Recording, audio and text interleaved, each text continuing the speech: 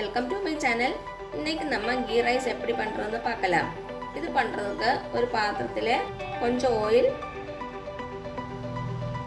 அப்புறம் கொஞ்சம் நெய் சூடு பண்ணிடலாம்.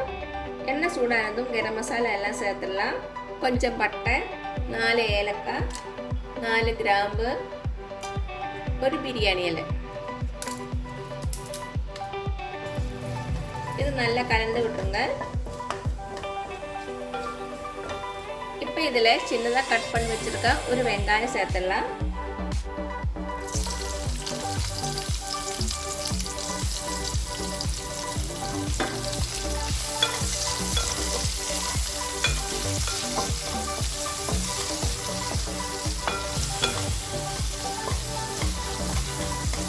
கொஞ்சம் வதங்கி கண்ணாடி மாதிரி ஆகுறது வரைக்கும் வதக்கிக்கோங்க.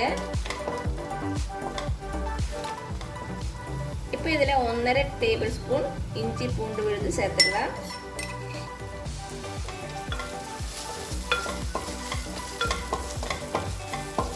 சின்னதாக கட் பண்ண கொஞ்சம் கேரட்டும் சேர்த்துக்கோங்க. ஒரு 2 டேபிள் ஸ்பூன் போதும். இஞ்சி பூண்டோட பச்சை வாசனை போனதுக்கப்புறமா அரிசி சேர்த்துடலாம்.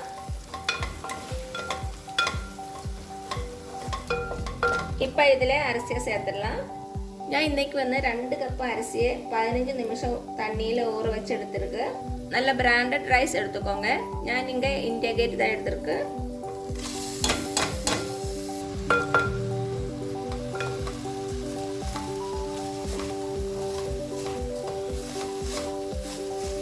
ஒரு 2 நிமிஷம் இது வேகட்டும்.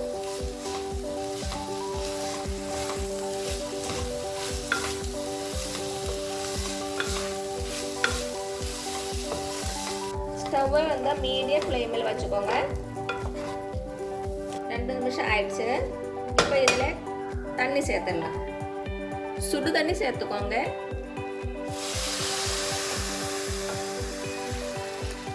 நான் இந்த கிளாஸில் தான் அரிசி எடுத்துருக்கு. அப்போ இதே கிளாஸில் 3.5 கிளாஸ் சுடு தண்ணி.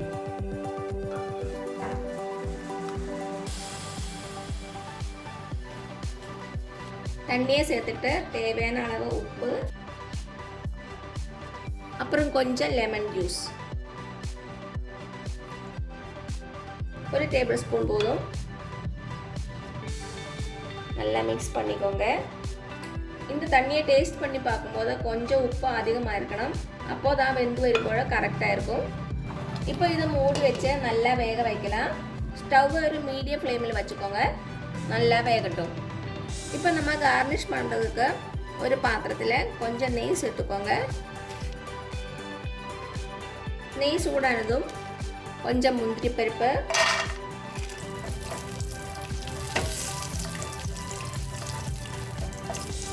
இது பொன்னிறமானதும் கொஞ்சம் கிஸ்மிஸ் போடலாம்.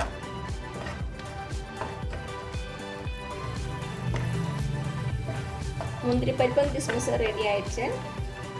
இப்போ இதை வெளியே வச்சிடலாம்.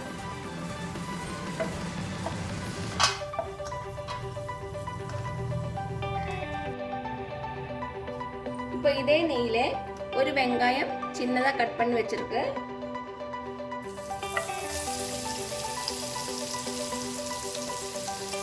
இந்த வெங்காயம் நல்லா வதக்கிடலாம்.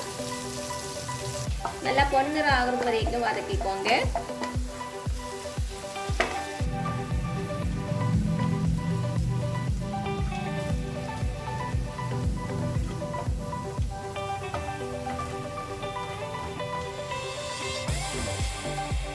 வெங்காயம் ரெடி ஆயிடுச்சு. இதை எடுத்து வெளியில் வச்சிடலாம். இப்போ நம்ம ரைஸ் ரெடியாக இருக்கும். ஓப்பன் பண்ணி பார்த்துடலாம். ஸ்டவ்வை ஆஃப் பண்ணியாச்சு.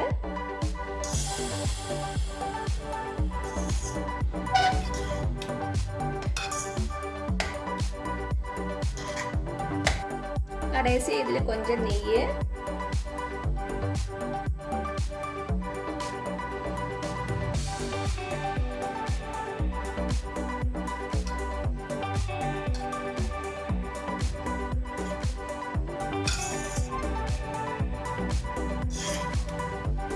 நெய் சேர்த்துட்டு நல்லா மிக்ஸ் பண்ணிக்கோங்க.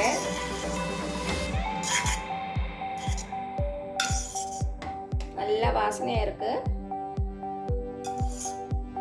இப்போ நம்ம ஏற்கனவே வறுத்து வச்சுருக்க முந்திரி பருப்பு, கிஸ்மிஸ், வெங்காயம் எல்லாமே சேர்த்துடலாம். முந்திரி பருப்பு, கிஸ்மிஸ்